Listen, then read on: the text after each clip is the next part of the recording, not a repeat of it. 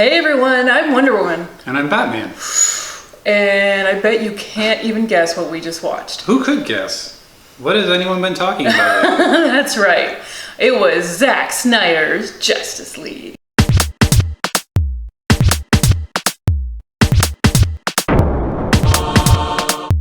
Okay guys, we got our Snyder cut. We did. We got, quite a cut. Yeah. This is the longest movie I think I've ever seen. Yeah, it's 4 hours. Sure is. It's 4 full hours. It is jam-packed. Well, yeah, because everything's in slow motion. You Sean did think if you just stopped using so much slow motion. Everything's in slow motion. Because it's so cool. Clearly. You know what it's not cool? What? Cutting off the sides of the screen. Oh, tragic, eh? It's so stupid. Oh, boy. Sean. He's talking about he wants it to look like it would be in IMAX. No one's watching this in IMAX. It's literally not in theaters. And you had already filmed it in the proper aspect ratio for our home TV and everyone's home TV. And you cut off the sides. Correct, yes. So, we're gonna get into the nitty-gritties in a minute, but let's not spoil stuff for people who haven't seen it yet. Let's just talk about whether they should watch it. Because the Zack Snyder Justice League, and I put on my Wonder Woman shirt for this. You have a Justice League sweater? Yeah. I cannot win. There's no winning for me here. Yeah, well, you win. Wonder Woman. Well, she is better. She's the best one. Yeah, not in this, I feel. But anyways, well, we'll get to that and more, let me tell you. Available on HBO Max in the States. In Canada, we watched it on Crave. Plus HBO movies. Right. 2 paywalls to hit there. Yeah. Is it worth it? If you like superhero movies, I think you have to see this one. Okay. Is this better than the original? Yes.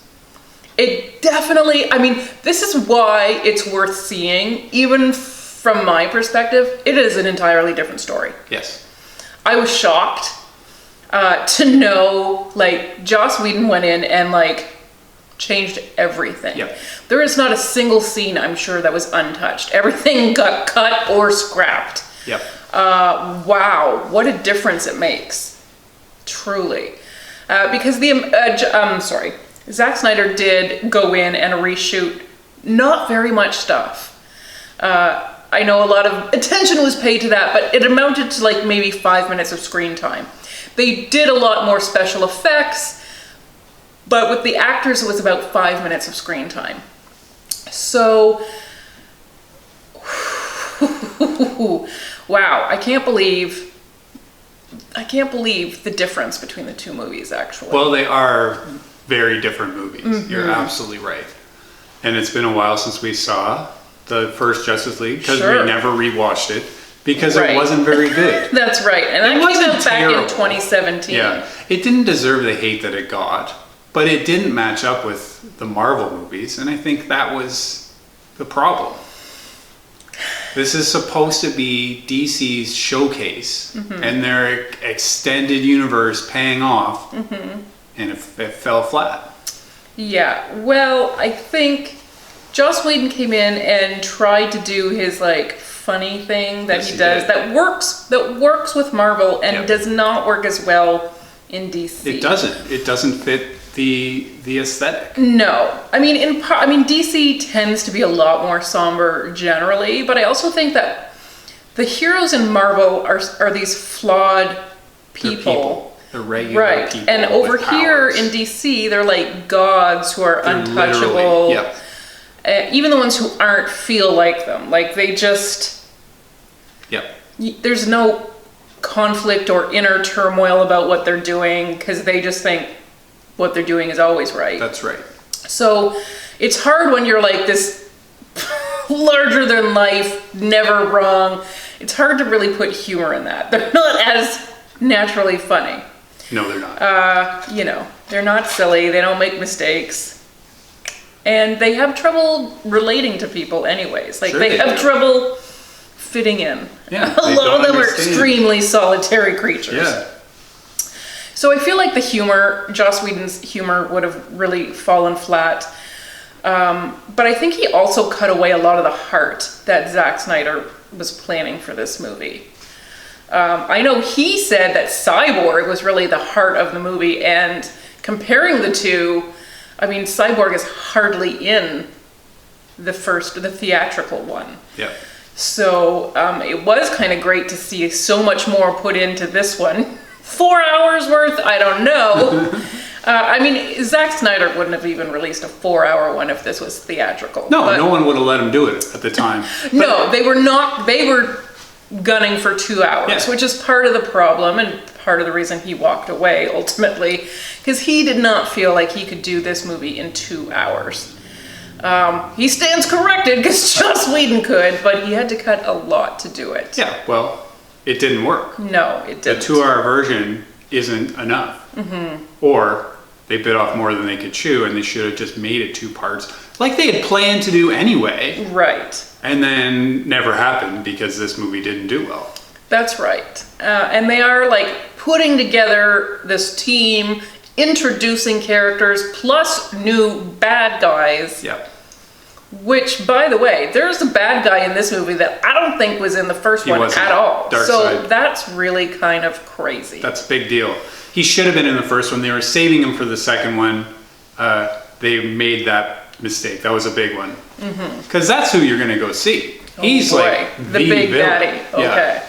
So if you haven't seen it, then maybe you got to tune out a little bit if you don't want to get spoiled for a movie that's already been out for 4 years. But anyways, let's talk about everything that happens in this movie, and especially the stuff that's different. My goodness. Where do we even start? Well, let's start with Darkseid. Yeah. A villain I did not remember being in the first because he was not. He's not. No, he's hinted at in one of them, but just as like a picture on the wall. I think that might be Batman versus Superman. Just in Lex Luthor's cell or something. Okay. So you know he's there, and Steppenwolf is the villain in both. He was the main villain in the original Justice League. He's Darkseid's uncle, I think. He's a lieutenant. They're all related because they're all gods. Okay. And on these 2 planets that don't get along, they're all family, and they fight amongst each other. Okay. And this is Jack Kirby's creation, the new gods, the fourth world. Okay. So what I've understood is Steppenwolf just disappointed Darkseid, and that he's been sort of ostracized ever since. And so he is here on Earth because he thinks if he can conquer Earth, like this is his way back into his good side. Because that's what Darkseid does, is he conquers worlds, he remakes them into fiery hell pits, and then moves on. Like home, that's right. Yes. That is Apocalypse, that's where he's from. Okay, so, and that's why they want to find the 3 mother boxes. Yep. Because when you put them together, when you unite them, they have the power to transform matter, basically, right? Yep, that's right. So it can transform this planet into what they want. Real badness. Real badness. Real badness, guys. So, okay, so these are pretty worthy opponents because Steppenwolf is a bad guy. He's got this bigger bad guy that he's trying to impress. And he's got like a bunch of flying... The parademons, yeah. Okay, thank you. Yep.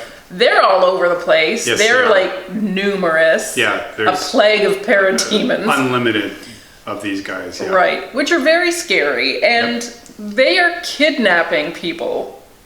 So he's working hard, this guy, this Steppenwolf, to find the mother boxes. He is. And they're kidnapping like anyone who has the scent on them and using like a spider on the face to extract like any information they can get.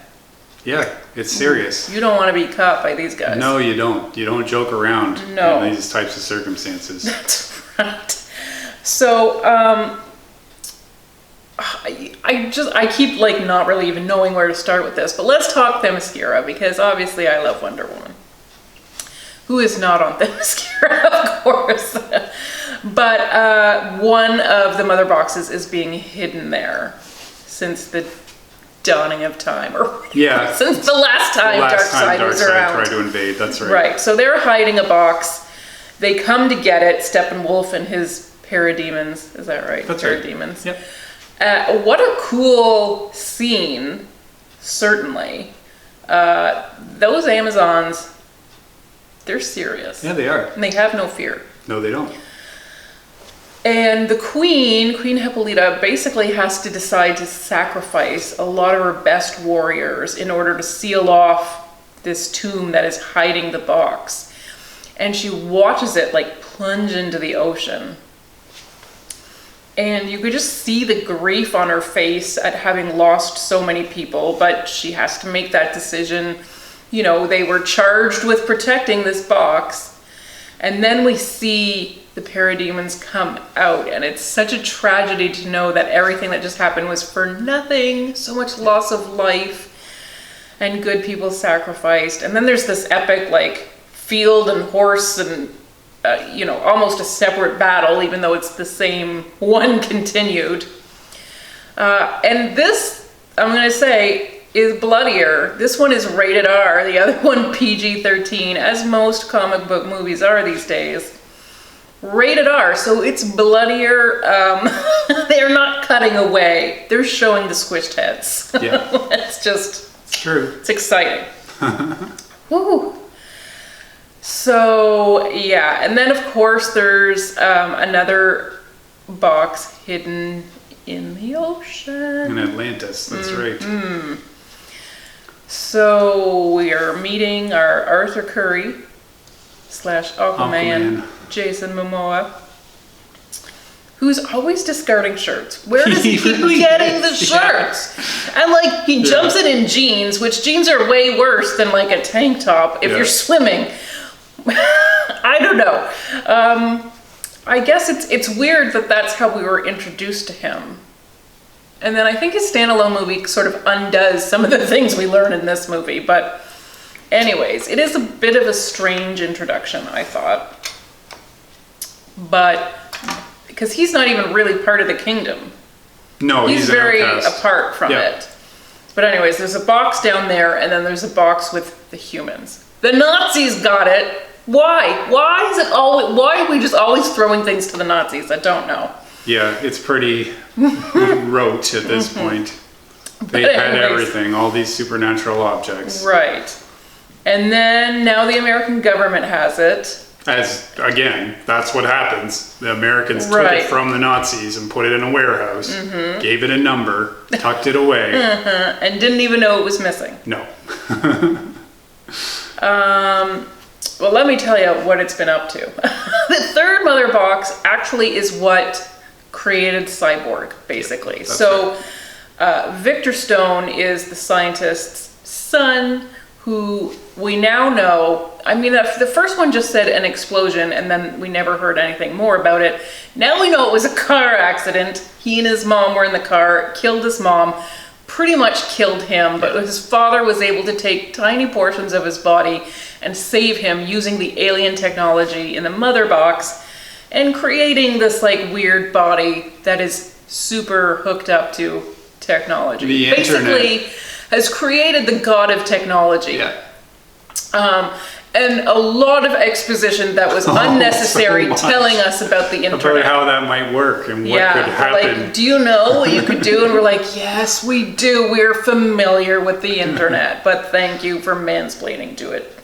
It's 4 hours. That was a cut. You could have cut that for darn sure. Absolutely. But anyways, we definitely got to meet Cyborg. We definitely get to see him struggling with who he is. He is not a happy camper when we meet him. No, he didn't ask for this. And he's mad at his dad. Sure he is. He's real mad. Yeah. So he's really just discovering what he can do with his powers, which are pretty, not infinite, but they're pretty heavy-duty powers. Yeah. No, he matches up with the other gods in this Justice League. That's right. So pretty crazy stuff. But you know who else his powers or might surprise you watching the Snyder Cut. The Flash, Barry Allen. So we actually get an origin, well, maybe no, origin story is strong. It's not that at all. But we get an introduction, which we did not in the other movie. Right. He is trying to get a job at doggy daycare. When there's a car accident outside and a very pretty girl played by Kiersey Clemons is going to die, except for he literally like bursts out of his shoes to go and save her and stick wieners in his pocket to win over the dogs. So it's pretty cool. A little bit of everything. Pretty cool. He's got time. Barry Allen. When you can move as fast as the Flash. Yeah, and he can move even faster than maybe we thought because... But we didn't see it in the movies. That's right. Yeah. So he is now running faster than time. He can run so fast, time starts running backwards around him. Yep. So, and this creates like huge power surges, which will come in handy in the movie a couple of times. So... It's unfortunate that that's the only thing that Zack Snyder could think to make Flash do, but yeah, he goes to it. I mean, they're trying, but this is a weird like assembly of random people that don't all have equal value. But anyways, they're trying. Well, none of them want to join the Justice League initially, except for the Flash. Oh, he's super keen. Batman is trying to recruit all of these people. Mm-hmm. Wonder Woman said no. Aquaman said no. The Flash finally says yes. Mm-hmm. Batman doesn't know about Cyborg yet, but he will soon. And then Superman is dead. Superman got killed by Doomsday at the end of Batman vs. Superman. Ooh, it stings. It still Yes, it stings. does. Little Lois Lane, guys. Amy Adams, so sad. She's like retreated from life. She's just looking at pictures brokenheartedly wearing high-heeled boots on her living room carpet, which you do. Just mourning at the sight of his death every day, and it's real sad stuff. Cut to the camera lingering on a pregnancy test, which we never got back to. Never referenced it again, but don't think I didn't notice that. Zack Snyder. Pregnancy test. So yeah, I mean, we don't know yes or no, but we didn't see her drink or ride a roller coaster the entire movie, so draw your own conclusions. Yeah. So what did we gain and what did we lose? Definitely I noticed some things that didn't make the Zack Snyder cut, which is crazy that he cut stuff out, but yeah, he cut Joss Whedon stuff out. This whole movie is really like this to Joss Whedon, which is great. Yeah. Basically, the Russian civilians in that last battle. That's right, they're gone. There are none. I remember them being quite a big part of the movie. Well, I think that was the Flash's thing to do at that time. Yes. Even Superman was preoccupied with them. And at first I was like, are we watching the same movie? I was trying to think like, am I remembering a different movie? But no, it is this movie. They're just not in this at all. Which I think is probably the right movie. Fine. Yeah. And I think they stuck that in there because Superman was seeming heartless for creating, and not really thinking about the people below. Yeah. But to just put this one random family in and like have like equal screen time with saving the world. Yeah, it didn't make sense. I know people like fans are really felt that Superman had more of an edge, more of a dark side in these movies than he did in the comics, but the odds are the odds, let's just say. So, okay, so we've got Barry Allen, the Flash, played by Ezra Miller. We've got Victor Stone / Cyborg on board. That's Ray Fisher. Arthur Curry / Aquaman. He's on the team. Jason Momoa. We've got Gal Gadot as Wonder Woman. We've got Ben Affleck as Batman. A tortured Batman. Right.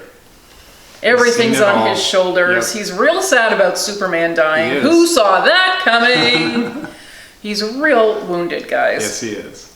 Trying to assemble all of these people to fight the baddies. And they're all like, you know who we really need? Superman. Yeah. Oh, it was a bad time for him to be dead. Yep.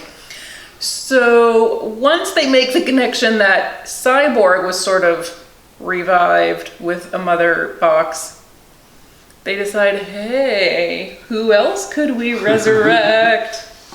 Guess what, Superman? You're coming back! You're coming back. Oh my gosh. They don't ask anyone's permission. They literally dig them up themselves, Yep. which, I mean, you know who's on the bottom rung of the Justice League by who does the digging. Yeah, Let's just, it's true. you know. I noticed Batman didn't even go to the cemetery. Not only was he not digging, he didn't even go to the cemetery. He's just at home playing with all his toys. That's right. Oh, he's playing with his He's toys. probably monitoring Big them time. on his TVs. Oh, yeah. I mean, he's a little creepy, Batman. Yeah, he is. You know? So anyways, I can't believe I even left this out. But Martha visits Lois Lane. And then when she leaves, we find out it wasn't Martha. It was General Swanwick. And General Swanwick isn't General Swanwick. It's really Martian Manhunter. Manhunter. What? I mean, I do not approve of this name. I can't believe he gives that name out to people. I know. It's on his business cards. Yeah. Martian Manhunter. That is horrible. Well, it's It's not as only bad as, slightly better than his real name, Sean tells me. which is John Jones, but it's spelled weird, so you know it's Martian and not just a human name. Oh gosh, it makes me angry. Yeah, it should. It makes me angry. Anyways. Anyway, they didn't really, like, if Martian Manhunter is around, they didn't really need to bring back Superman, because Martian Manhunter basically has all the same powers plus more. Really? Well, they didn't need him because they have Wonder Woman, but they grossly misuse her. Well, that's true too. And I have to say, that's what I was going to say before, is that Wonder Woman does not feel Wonder Woman to me in these movies. Patty Jenkins knows how to make some action sequences for her. Yeah. In this movie, we're sort of not introduced to her because we've already known her, but we see her with the bank heist and the kids. And, you know, that scene's a little bit extended. It's a little bloodier than it was in the Joss Whedon cut. But when she's fighting, it does not feel like the Wonder Woman we know and love. They just don't do it right. We need Patty Jenkins on this all the time. It doesn't feel right. And of course, she doesn't have all the powers that we know she has. She could handle this by herself. Yep. I know this. We don't need to be resurrecting any stinky bodies with no shirts on. Oh, there are not enough shirts to go around in the DCU. There are not, no. Henry Cavill, I'm looking at you. He and Jason Momoa have to, like, take turns being shirtless. They probably kept close track of how much shirtless screen time they each had. I'm sure they did. But when he finally puts the Superman costume on, it's a black costume. Ooh, From boy, the comics. oh boy. Which I guess everyone wanted to see. Well, here it is. Superman goes black. Wow. Didn't see it coming, Sean. Oh, yes. There are like 18 endings to this movie. Yes, there are. Of course, they save the day. Yeah. Chop his head off. Yeah. The bad guy's head off. So great. They kill him several times. For sure. Both of those bad guys, Steppenwolf and Darkseid, reminded me of MCU bad guys, Yeah. I have to say. Well, Thanos is kind of a ripoff of Darkseid. Okay. So I guess that's credit to DC in a way. Marvel was just smart in getting them into their movies. Their movies first. fast, Yeah. yeah. Well, that's I mean, of course, you can always draw parallels between all of their pretty much heroes and villains, but I was like, these are not feeling super fresh to me. So there were supposed to be 2 more movies after this. 2 more movies. We see so many endings to this. Yeah, that's the thing, right? Is this movie now sets up movies that will never... we know are not coming out. And yet, Zack Snyder committed Yes, fully. He did. He's like, this is the movie I was going to make, even though it now makes no sense to do it this way. Right. But what comic book movie just has an ending? They never do. They're always setting up something else. Yeah, so it's true. He's true to the format, right? So first of all, we see Lex Luthor escape Arkham Asylum. He's on a mega yacht and greets Deathstroke. And he gives him the little nugget of Bruce Wayne. Secret identity. Yeah. So there's one ending. Now let's talk about this epilogue, though. A very extended epilogue that goes on for some time. So we're in, like, I guess an alternate... No, I don't know if it's an alternate... We don't know if it's an alternate future. Post-apocalyptic, but anyways, we're in a nightmare world. It looks like Mad Max out there. Stuff is rough. Superman is in a bad place. He has succumbed to the AntiLife, which we haven't even touched on yet. But this apparently is a big dark side thing. AntiLife we equation. hear him talk about it. He knows it's on Earth. Yeah. And it basically will give him the ability to control people's minds. That's right. He can take over the universe. It's happened to Superman, guys. Which is not good. No. Which is really not good. No, well, they brought back Superman specifically because he's the best, he's the most powerful, and now he's on the other side. He's on the wrong side now, so, yes. So the others have assembled, and they're afraid of Superman, as they probably should be. But let's just say this new little assembly is a bit weird, because we've got Mira, Amber Heard, from Aquaman. We've got the Flash, Cyborg, Deathstroke, who in the previous ending seemed to be anti-Batman. Yeah. Here he is now an ally. And these come right after each other, by the way, in the movie. What has happened? And perhaps even more curiously, the Joker. Jared Leto's Joker. The Joker. Yeah. Oh boy, oh boy, oh boy. And Joker is, even if they're on the same team, they're not nice to each other. No. He's poking at some old wounds of Bruce's. Yeah. Even mentions the death of his adopted son. Yeah, he gives us the whole Robin 3, Tim Drake. Ooh, boy. No, not Tim Drake. Jason Todd. The Jason Todd Robin. Ooh. Who Joker killed in the comics. And that was one that people got to vote for. Oh. You could call in. That was their DC's big thing. You called in and told whether you wanted Robin to live or die. Oh my God! Yeah. And people voted for him to die? Yep. That is awful. I know. Shame on you. Yep. Did you vote? No.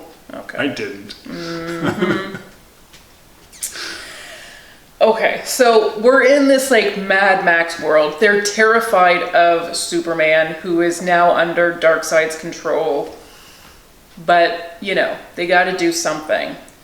In Zack Snyder's 4 hours, Cyborg has had some visions that perhaps tell us, first of all, where are our missing people? Because we did see Wonder Woman on like a pyre, like on fire with coins on her eyes, like she was dead. Yeah. And we saw Aquaman get like speared with his own trident. Yep.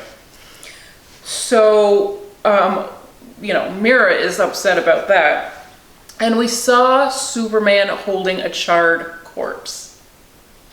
Who is the charred corpse? It's Lois Lane. It's Lois Lane. So here is the thing. Oh gosh.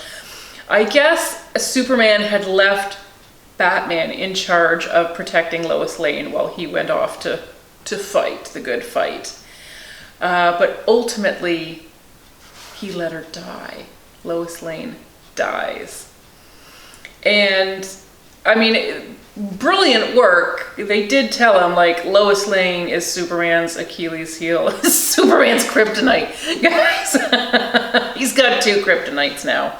Lois Lane is, and then, you know, he is so devastated, obviously. He's vulnerable and does succumb to the, what's it called? The anti-life. Anti-life equation, yeah.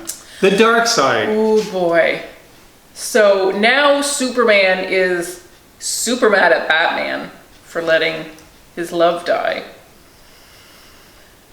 And so in one of these subsequent movies, they were going to find a way, Cyborg was going to find a way to use the mother box to send Flash back. Well, Flash can go back by himself. Okay. Yeah. Well, take that up with Zack Snyder. I'm just telling you what he was planning. Fair enough. All right. Yeah. To go back, because we already know that he was visited by the Flash. He tells us this, who said... Lois Lane is the key. Is the key.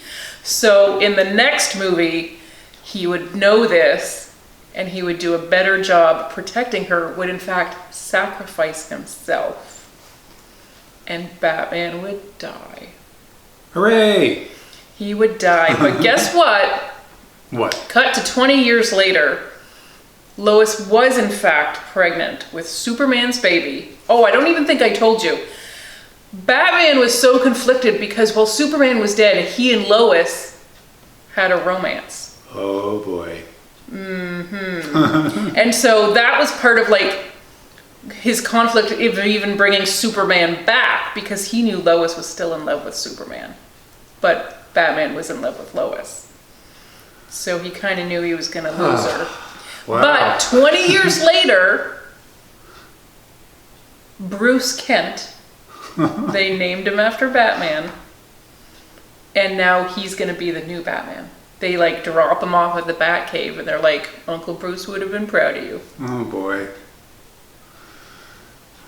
Okay, can you even believe it? No. Oh. Well, it's true. Yeah. That's what was going to happen in the next 2 movies. No, that's yes. dumb. I believe you. That's what was going to happen. That's you dumb. better believe me. Yeah. Sounds like you don't like it. I don't like that at all. I don't like that at all. Superman's kid does not become Batman. That's stupid. Oh. Yeah, well, Superman and Batman are opposites. They never agree on what the best way to do something is. That's the conflict in Justice League, is not what should we do, it's how should we do it. And that without that, like, you can't, Superman would never be like, okay son, I want you to be Batman. No, because he wouldn't want his son to do things the Batman way. He'd want his son to do things the Superman way. Well, I guess he's the best of both worlds, maybe. Well, I still don't like it. I see that you do not know. So maybe a good thing that they will never get the chance to make those movies. They are, however, apparently still working on a Flash movie.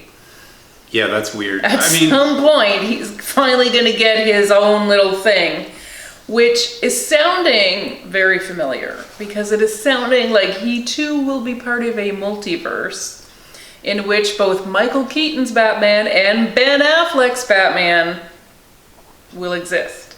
Yeah, it sounds like they're going to do the Flashpoint event comic from the comic books. Well, it sounds to me a lot like this, what they're doing with Spider-Man in the MCU. Yeah, also true. Which, They again, both do it. you can't be the second one there all the time, I know, though, that's the DC. problem they're running That's into in the movies. The embarrassing thing. You're always getting there second. Yeah. Ugh. Anyways, this movie, Zack Snyder's Justice League. Worth the watch? Worth the watch. Worth the 4 hours? Yeah, just so you can see it. Okay. But it's better, but it's still not a great movie. Okay. It still doesn't do what Marvel has done, which is to actually not just have one big movie, but to have a whole series where you want to see every single one. And this clearly was going to set up movies that are now never going to happen. But what good is it now that we know they're not going to happen? It's a curiosity. And then they'll have to reboot whatever, because yeah, The Flash is clearly not going to build on any of this. It's going to do its own thing. And that's been the case for all of the DC movies that have come out since. They're all different. They don't tie together. So you don't feel bad about missing any of them. And so many of them are missable. Yeah.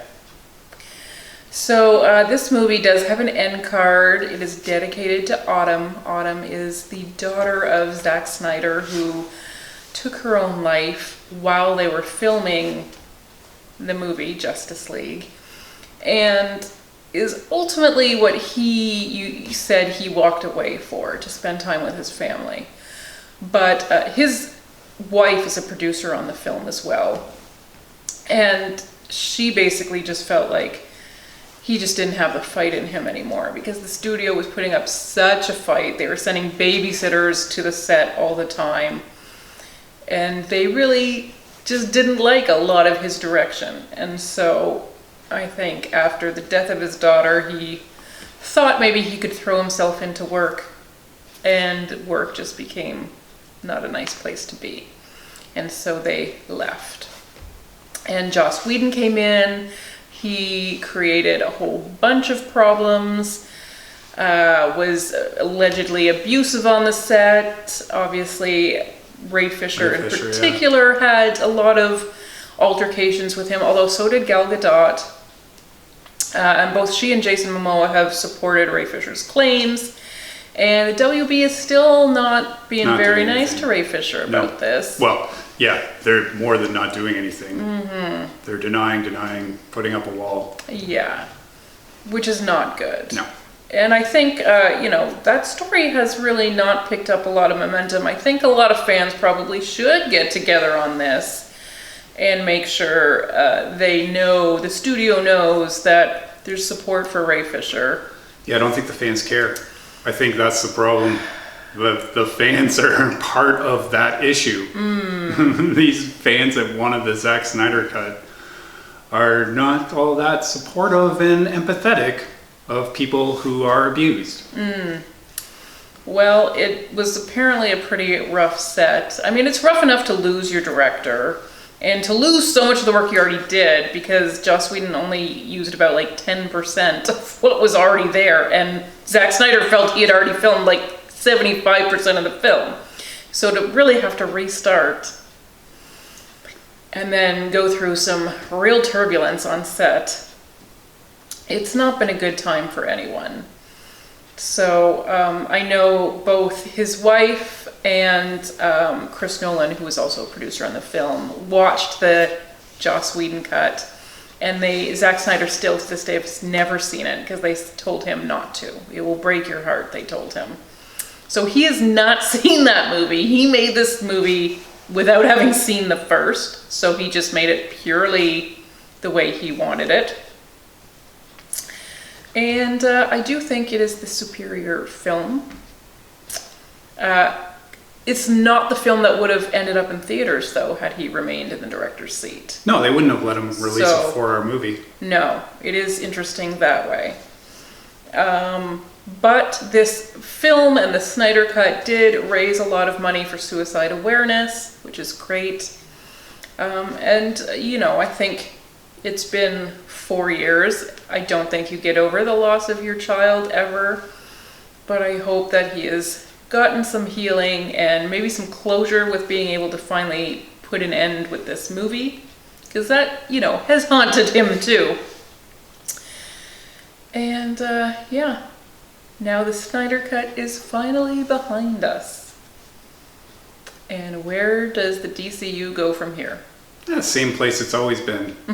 Just somewhere in mediocrity. Yeah. Well, we got a new Batman coming. The Batman. Yeah. Another attempt. We'll see how this goes. Yeah. I mean, it's really upsetting to have to be rebooting already. Yeah. And rebooting within the same universe. It's not even a complete reboot. It's just a recast. They're just spinning their wheels. I guess that's the best they can hope for right now. Maybe they should take a break. Anyways, will they learn any lessons from this? No. No. They will not. So take heart, fans of the DCU. Probably nothing has changed. And that's really too bad. It is. But anyways, the Snyder Cut. We got it. We watched it. It's 4 hours long. Yeah. And we got to see Ben Affleck and Jared Leto share some screen time. Yes. Which no one was really asking for. But we got it anyway. So congratulations, everyone. It's a win. Thanks for watching, guys. Bye.